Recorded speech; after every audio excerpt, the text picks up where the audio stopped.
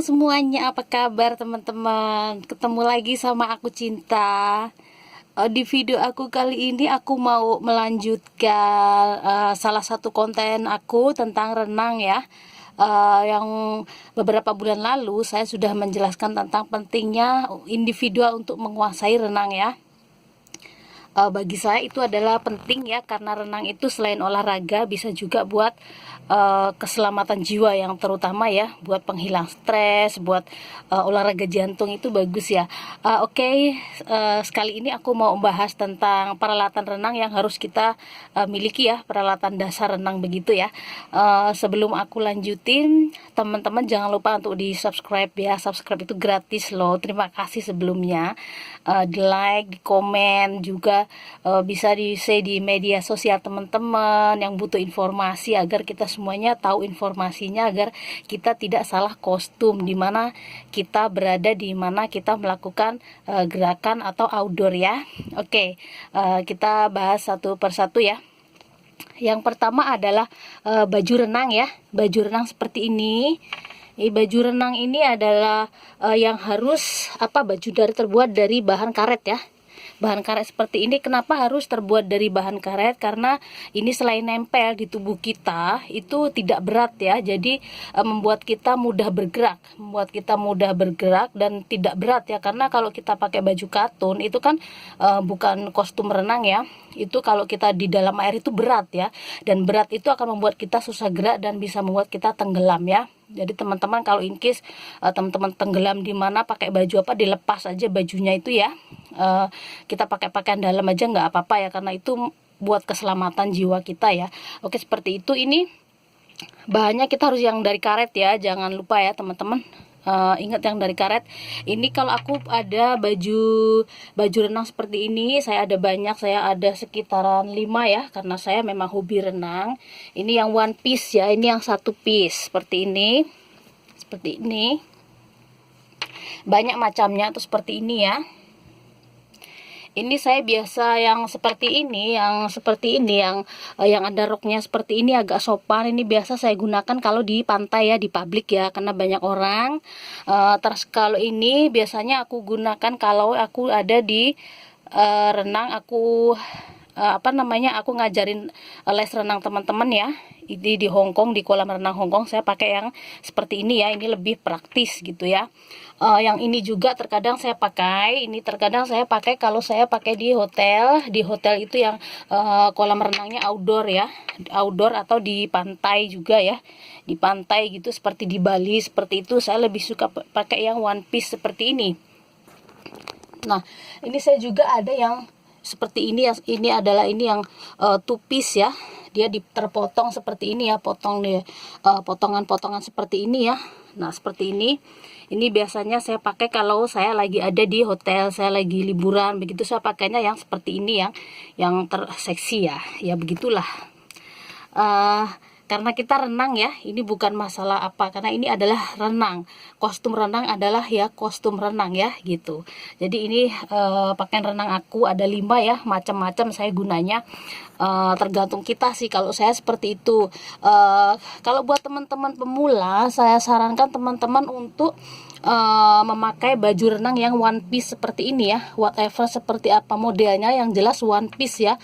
One piece atau terusan hanya satu seperti ini, bukan 2 seperti ini ya. Kalau ini kan dinamakan two piece tadi. Kenapa seperti itu? Karena kalau kita pakai baju renang yang one piece seperti ini, itu kalau kita baru pemula itu nggak akan kedinginan ya, nggak akan cepat kedinginan ya, karena tertutup ya seperti ini. Tapi kalau yang two piece begini, ini kan hanya seperti BH sama celana dalam. Itu kan badan kita itu banyak terbuka, itu banyak kena air, sama kena air sih, tapi terbuka begitu, itu akan membuat kita cepat kedinginan ya gitu. Apalagi kalau lesson kan paling enggak ya, saya ngasih lesson 45 menit ya itu kalau aku. Tapi kalau kita renang sendiri kan lama gitu. Kalau saya sih sampai 5-6 jam di air saya oke gitu ya. Itu yang nomor 1 ya. Terus yang nomor 2, seperti ini ini cover buat kepala ini ya, seperti ini ya.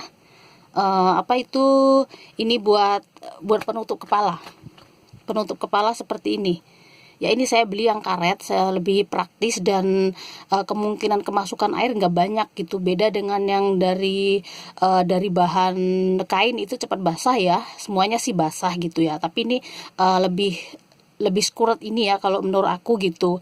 Kenapa kita harus pakai penutup kepala seperti ini? Karena ini adalah untuk melindungi kepala kita ya, agar kepala kita itu terutama kulit kepala kita nggak selalu basah dan kita cepat pusing, dan juga untuk menutup rambut kita agar rambut kita tidak mengganggu ya. Kalau kita renang rambut kita nggak diikat, nggak ditutup, itu akan mengganggu ya, kesana kesini mengganggu kita renang ya, dan itu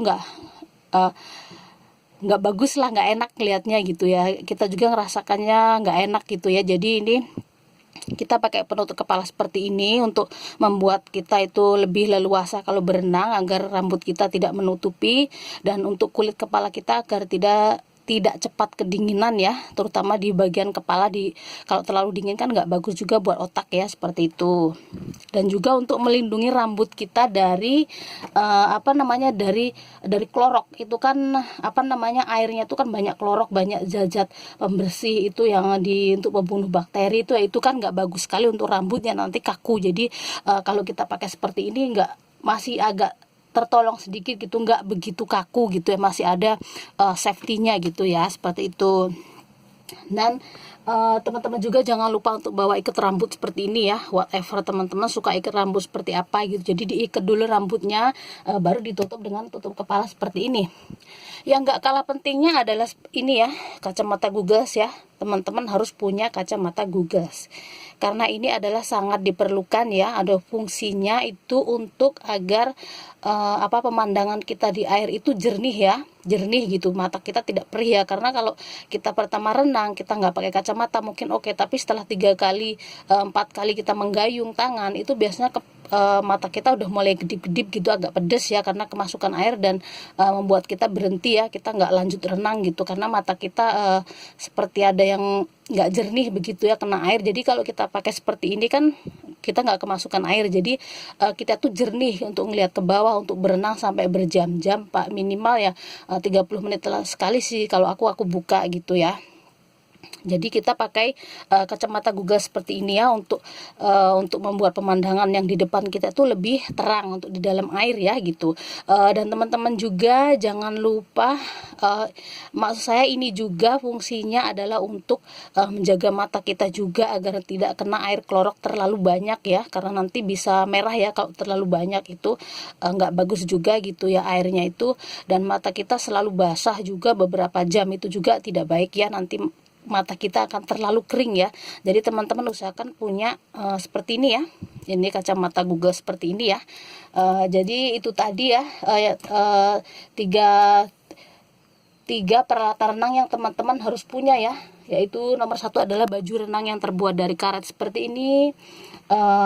Kita pakai ikat rambut ya, ikat rambut seperti ini, terus pakai covernya juga, pakai kacamata Gugasnya juga ya. Jadi udah komplit ya. Ini kalau untuk pemula ya, kita harus punya ini ya, punya perlengkapan renang ini. Kalau di Hongkong ada bajunya juga musim dingin yang tangan panjang begitu, tapi itu berat ya. Biasanya itu kalau buat coach ya, buat mereka yang guru-guru renang, guru-guru les yang ngajarnya itu sampai sekitar 1 hari di kolam renang, jadi mereka pakai yang tebal. Tapi kalau saya kan ngajarinya mungkin cuma 45 menit gitu, cuma 5 jam paling gitu, jadi aku pakai yang seperti ini.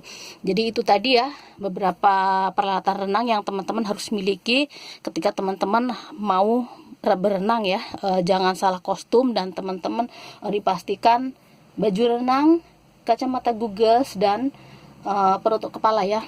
Oke, itu aja penjelasan dari aku tentang beberapa perlengkapan renang ya. Semoga ini bermanfaat buat teman-teman semuanya. Terima kasih yang udah nonton, yang udah selalu following aku ya.